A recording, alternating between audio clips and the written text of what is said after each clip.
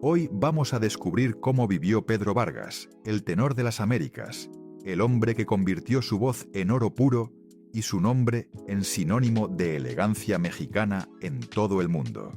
Prepárate, porque en este recorrido vas a descubrir que este hombre acumuló una fortuna estimada en más de 80 millones de pesos de la época, equivalente a cerca de 400 millones de pesos de hoy. Todo ganado con esa voz que hacía llorar a presidentes y reinas por igual. Vas a saber también que detrás de los aplausos y los trajes de lujo se escondía una historia de abandono, celos profesionales devastadores y una soledad que ni el dinero ni la fama pudieron curar del todo. Y vas a entender por qué Pedro Vargas fue, sin discusión, el tenor popular más importante que ha producido América Latina en el siglo XX. Al terminar de ver este recorrido por la vida y obra de Pedro, te aseguramos que nunca volverás a escuchar Bésame mucho de la misma manera. Comencemos. Pedro Vargas Mata nació el 29 de abril de 1904 en San Miguel de Allende, Guanajuato, en una época en que esa ciudad era algo muy distinto a la joya colonial y destino turístico internacional que es hoy. En 1904, San Miguel de Allende era una ciudad de polvo, campanarios y silencio interrumpido apenas por el paso de carretas y el repicar de las iglesias. Las calles empedradas eran irregulares, resbaladizas con la lluvia de julio, y olían a tierra mojada mezclada con el humo de los comales, donde las mujeres preparaban las tortillas desde antes del amanecer. La economía del lugar era modesta. Artesanos, agricultores de temporal, comerciantes pequeños que sobrevivían entre una cosecha y la siguiente.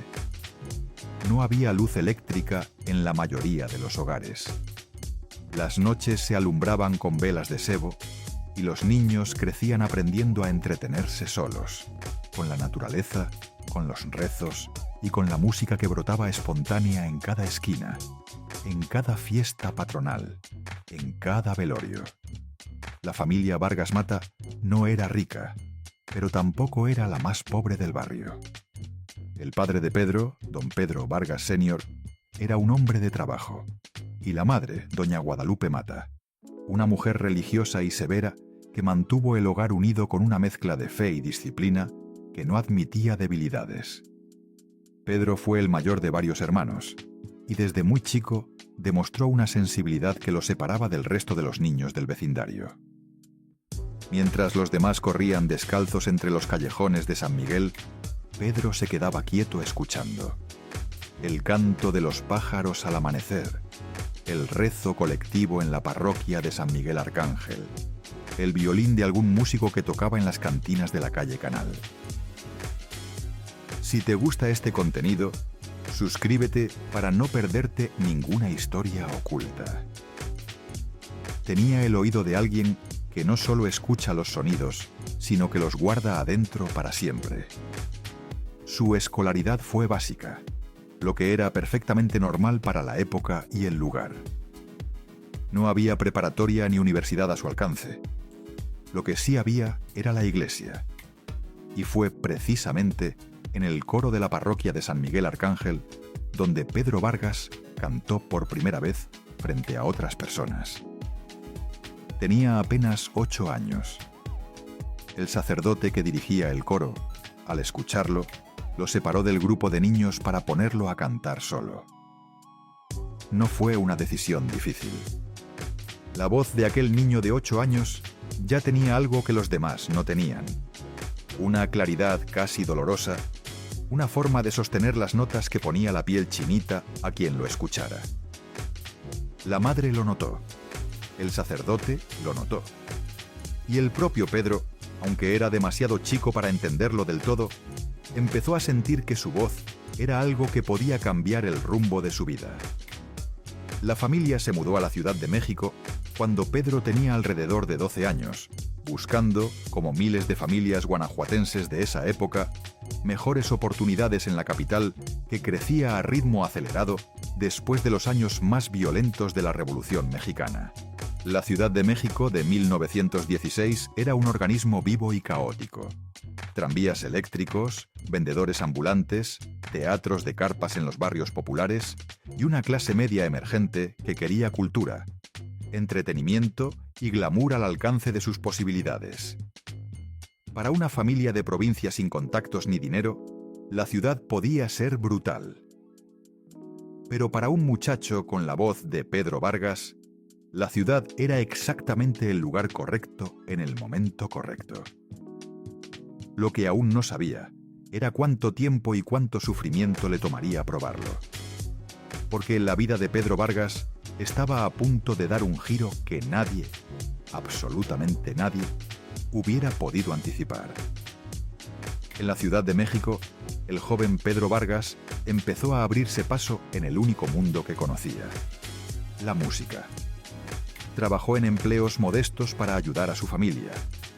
Se dice que fue mensajero, que ayudó en una tintorería, pero siempre buscaba la manera de seguir cantando.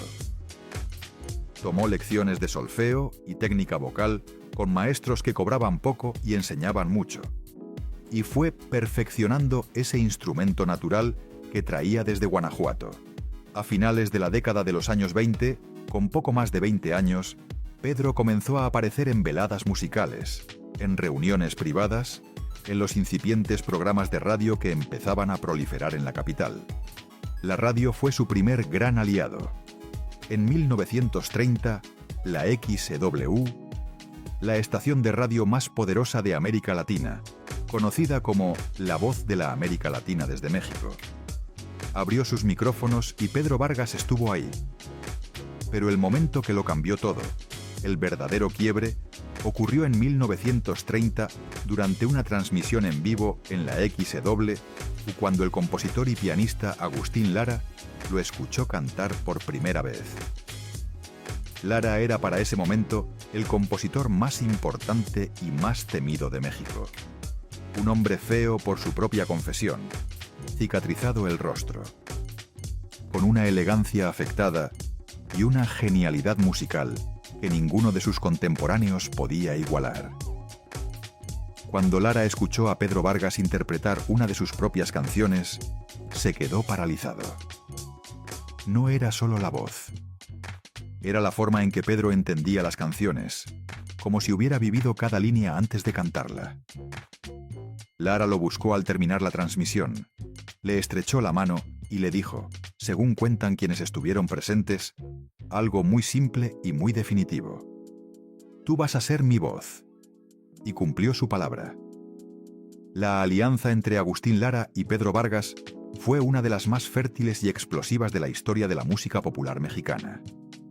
Lara componía, Pedro cantaba, y juntos dominaron las ondas de radio de todo el continente durante más de 3 décadas. Pedro se convirtió en el intérprete privilegiado de canciones que hoy son patrimonio cultural de México y del mundo. Granada, Solamente una vez, María Bonita, Noche de Ronda, Farolito, Veracruz y decenas más. Pero antes de que llegaran todos esos triunfos, en ese momento exacto en que Lara extendió la mano y lo nombró su voz, la vida de Pedro Vargas se partió en dos. Antes de Lara era un joven talentoso que luchaba por sobrevivir en la gran ciudad. Después de Lara era el tenor de las Américas en ciernes. Y el mundo entero estaba a punto de saberlo. La carrera de Pedro Vargas entre 1930 y 1970 fue una acumulación de triunfos que resulta difícil de resumir sin que parezca exagerada, pero cada cifra y cada fecha están documentadas. En 1931 debutó formalmente en la XW como figura estelar, y en menos de 2 años su popularidad superaba a la de cualquier otro cantante en México. En 1933 viajó por primera vez a Estados Unidos para presentarse ante comunidades mexicanas en Los Ángeles y San Antonio, y el recibimiento fue tan desbordante que tuvo que repetir las fechas 3 veces. En 1934 grabó sus primeros discos para el sello RCA Víctor, comenzando una relación discográfica que se extendería por más de 4 décadas y produciría más de 600 grabaciones oficiales. 600 grabaciones. Eso es un promedio de 15 discos por año durante 40 años.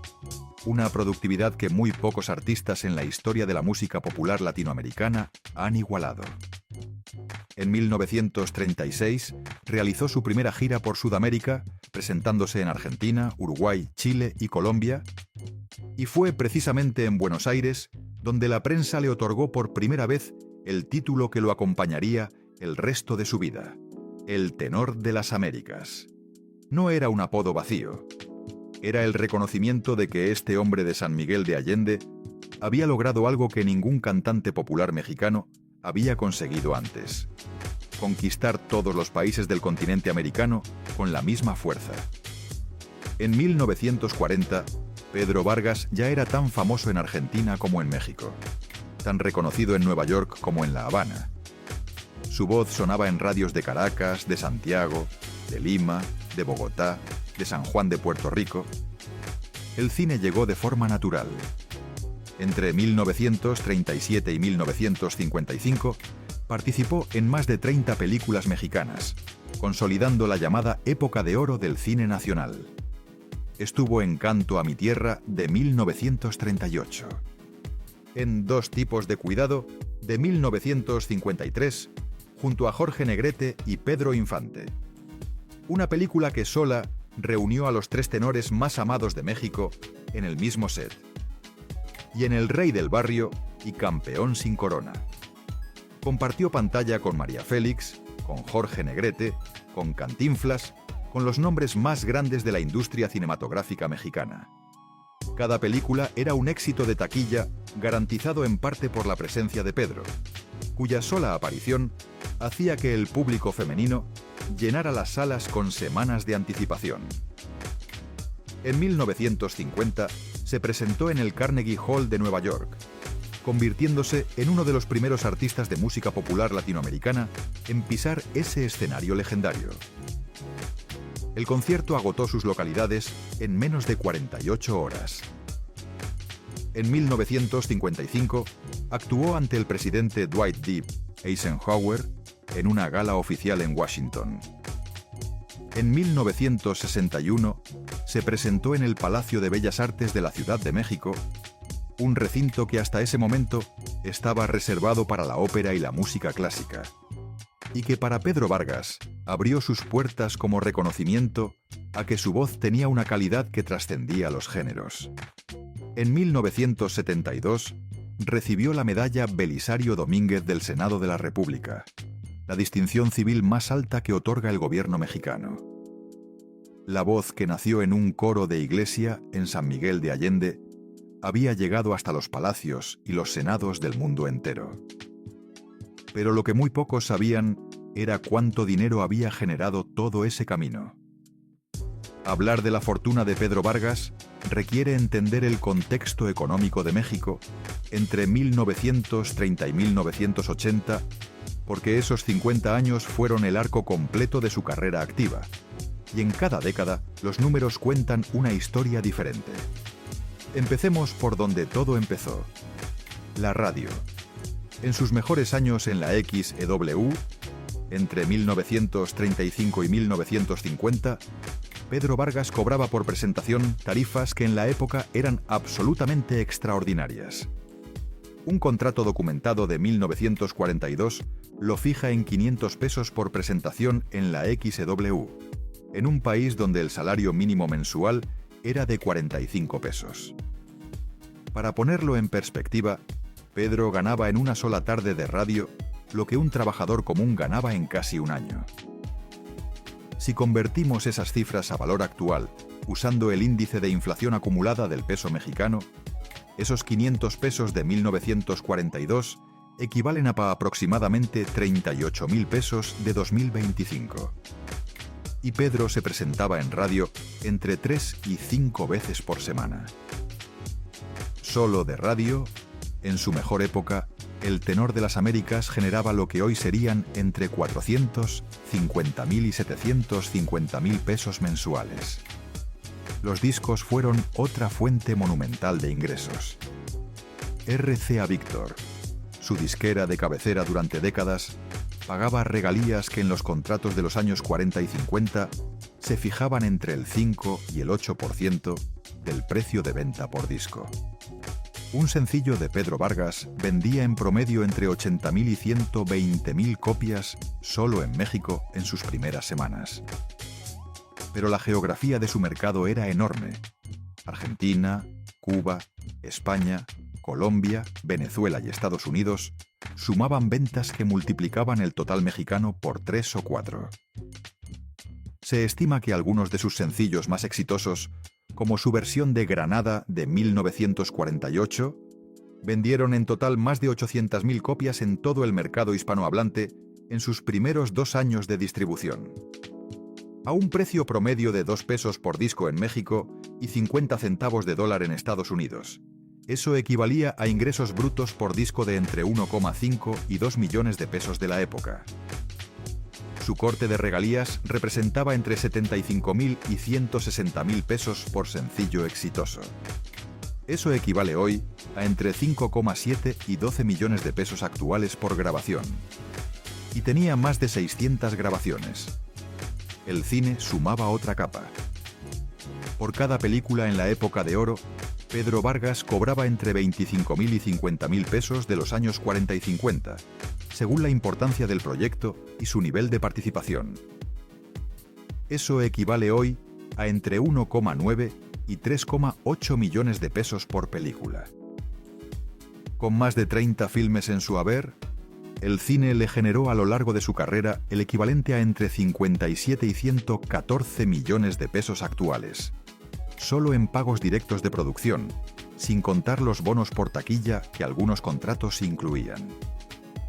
Las giras y los conciertos en vivo fueron quizás su fuente de ingreso más visible y más espectacular. En los años 40 y 50, un concierto de Pedro Vargas en el Teatro de Bellas Artes o en el Teatro Blanquita podía convocar entre 2.000 y 3.500 personas por función, con entradas que oscilaban entre 10 y 50 pesos según la localidad. Una sola noche de teatro generaba entre 20.000 y 175.000 pesos brutos, y Pedro negociaba directamente o a través de su representante porcentajes del 40 al 60% de la taquilla. Si convertimos esas cifras a valor actual, una noche de Pedro Vargas en su mejor época generaba el equivalente a entre 1,5 y 13 millones de pesos de hoy. Ahora multiplica eso por las giras latinoamericanas, por las presentaciones en Estados Unidos, por los contratos en teatros de Buenos Aires, La Habana, Caracas y Madrid. En algunos años, entre 1948 y 1958, Pedro Vargas realizó entre 40 y 60 presentaciones en vivo fuera de México. Solo las giras internacionales en esa década le generaron ingresos que en valor actual representarían entre 80 y 120 millones de pesos anuales. La televisión llegó en los años 50 y Pedro no dudó en adoptarla. Fue uno de los primeros artistas mexicanos en tener presencia regular en Televisa y sus antecedentes, cobrando por aparición tarifas que para 1960 ya llegaban a los 15.000 pesos por programa, equivalentes hoy a cerca de 800.000 pesos. Sus contratos televisivos anuales en los años 60 se estimaban en alrededor de 200.000 pesos de la época, unos 10,5 millones de pesos actuales por año. Sumando todas las fuentes, radio, discos, cine, conciertos en vivo, televisión, presentaciones en el extranjero y apariciones en publicidad comercial para marcas como Carta Blanca y Cigarros Delicados, la fortuna acumulada de Pedro Vargas a lo largo de sus 50 años de carrera activa se estima razonablemente en entre 80 y 120 millones de pesos de la época de sus mayores ingresos, lo que en valor de 2025 representa entre 400 y 600 millones de pesos. Una fortuna verdaderamente monumental para un niño que nació sin nada en las calles empedradas de San Miguel de Allende. Y con ese dinero, el tenor de las Américas construyó un estilo de vida que pocos en México podían imaginar. La casa más emblemática de Pedro Vargas estaba ubicada en la colonia Polanco de la Ciudad de México, el barrio más exclusivo de la capital desde los años 40. Adquirida alrededor de 1945, la residencia era una construcción de estilo neocolonial de aproximadamente 600 metros cuadrados de construcción en un terreno de casi 900 metros. Desde afuera, la fachada de cantera gris y los jardines perfectamente cuidados por dos jardineros de planta comunicaban exactamente lo que Pedro quería comunicar. Discreción de clase alta, no ostentación vulgar. La entrada tenía un zaguán de madera labrada que abría hacia un patio interior con fuente de talavera. La sala principal albergaba un piano de cola Steinway que Pedro tocaba ocasionalmente y que sus invitados, presidentes, artistas, intelectuales, admiraban tanto por su sonido como por ser símbolo del nivel que el dueño de esa casa había alcanzado. El precio de compra de esa propiedad en 1945 fue de aproximadamente 180.000 pesos, que en valor actual equivalen a cerca de 13,5 millones de pesos. Hoy, una propiedad de esas dimensiones y en esa ubicación en Polanco tendría un valor de mercado de entre 35 y 50 millones de pesos. En Acapulco, el destino de vacaciones más glamoroso de México, entre los años 50 y 70, Pedro Vargas tenía una villa en la zona dorada, la franja costera donde los grandes de México y Hollywood construyeron sus refugios frente al Pacífico. La villa acapulqueña, adquirida hacia 1952, era una construcción de estilo moderno con terrazas abiertas al mar, alberca desbordante, 5 habitaciones y un acceso privado a la playa. Se estimaba que el precio de adquisición fue de alrededor de 120.000 pesos de 1952, equivalentes hoy a unos 9 millones de pesos, aunque el valor actual de esa propiedad en la zona dorada de Acapulco, si existiera en las condiciones originales, se calcularía en alrededor de 20 a 30 millones de pesos. Los automóviles de Pedro Vargas eran su otra gran pasión visible. En los años 40, conducía un Buick Special 1946 de color negro intenso, un automóvil que en esa época costaba alrededor de 18.000 pesos mexicanos, equivalentes hoy a cerca de 1,3 millones de pesos, y que era el vehículo de lujo por excelencia de la clase alta mexicana de posguerra. A principios de los años 50, lo cambió por un Cadillac Series 62 de 1952 en color champagne, que adquirió por aproximadamente 25.000 pesos de la época, unos 1,9 millones de pesos actuales, y que usaba para sus traslados hacia los teatros y las estaciones de radio. El Cadillac no era solo un automóvil, era una declaración de posición social que Pedro hacía con cada salida a la calle. Para los años 60, ya manejaba un Lincoln Continental 1964, color negro con interiores de piel roja, uno de los modelos más exclusivos del mercado norteamericano, adquirido en alrededor de 40.000 pesos de la época, cerca de 1,8 millones de pesos de hoy. El estilo de vida cotidiano de Pedro Vargas combinaba una elegancia sin descuidos con una generosidad que le granjeó la lealtad de todo su entorno.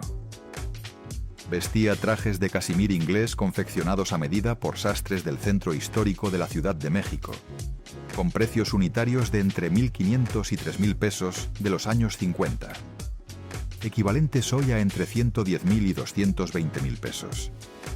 Y renovaba su guardarropa completamente cada temporada. Usaba gemelos de oro y plata, relojes Omega y Longines, y una fragancia francesa, L'Heure Bleue de Guerlain, que pedía traer directamente de París y que se convirtió en su firma olfativa personal.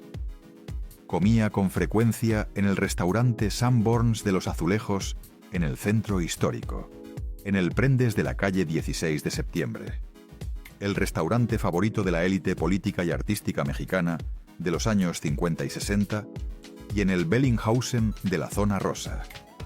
Cada salida a cenar se convertía en un acontecimiento. Los meseros lo saludaban por su nombre Los clientes pedían autógrafos y Pedro siempre aceptaba con una cortesía que sus contemporáneos describían como genuina, sin pose.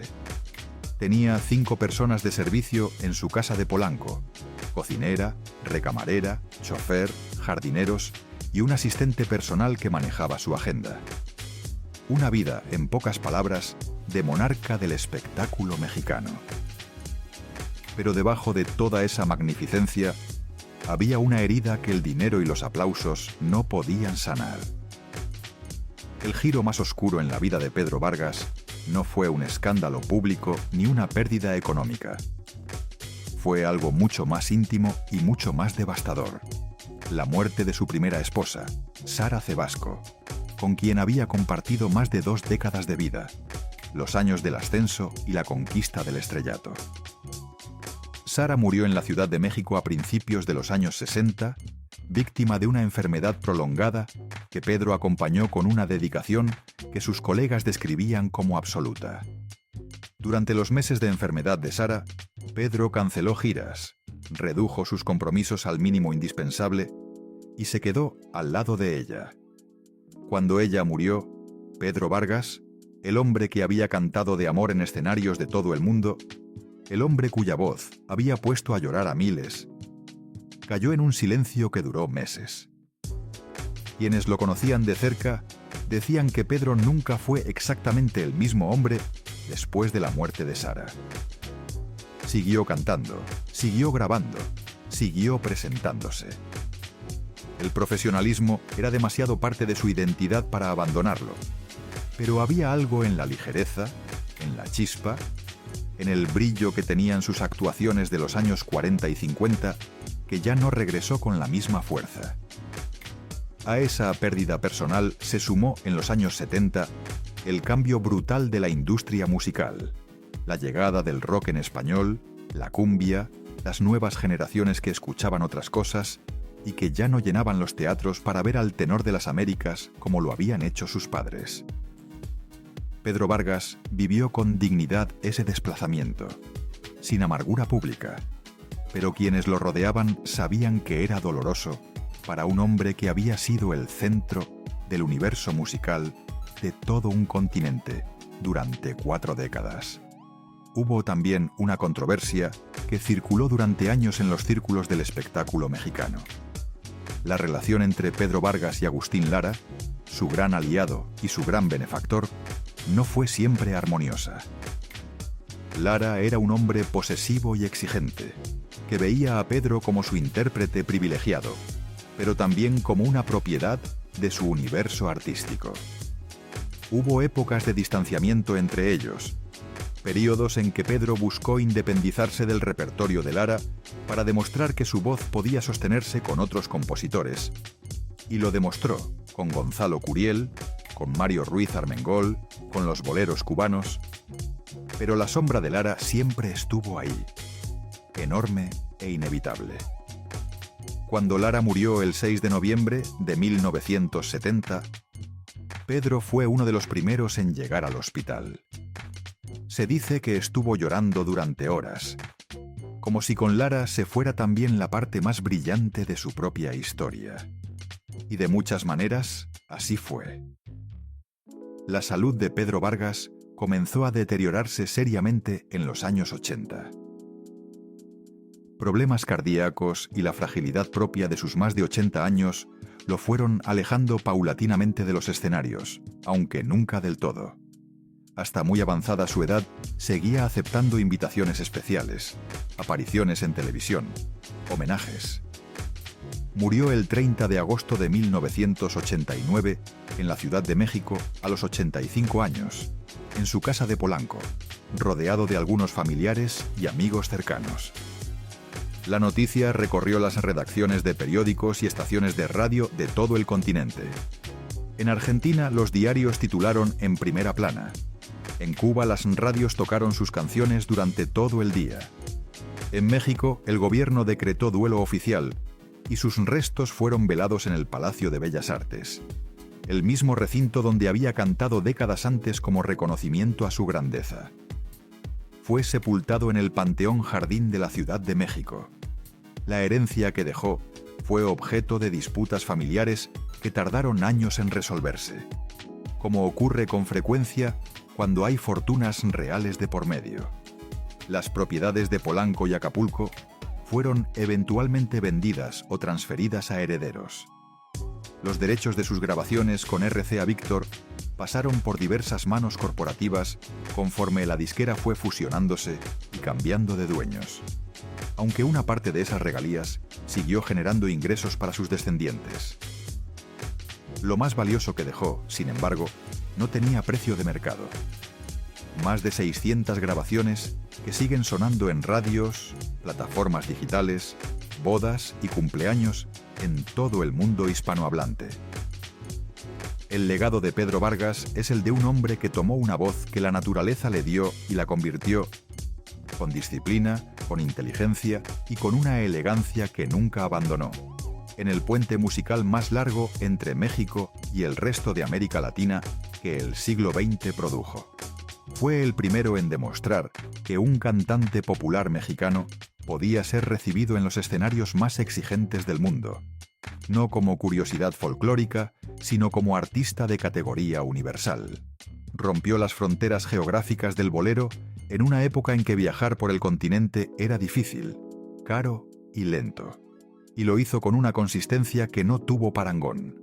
Construyó la idea de que la música romántica en español podía ser tan sofisticada, tan emocionalmente profunda y tan culturalmente relevante como cualquier otra tradición musical del mundo.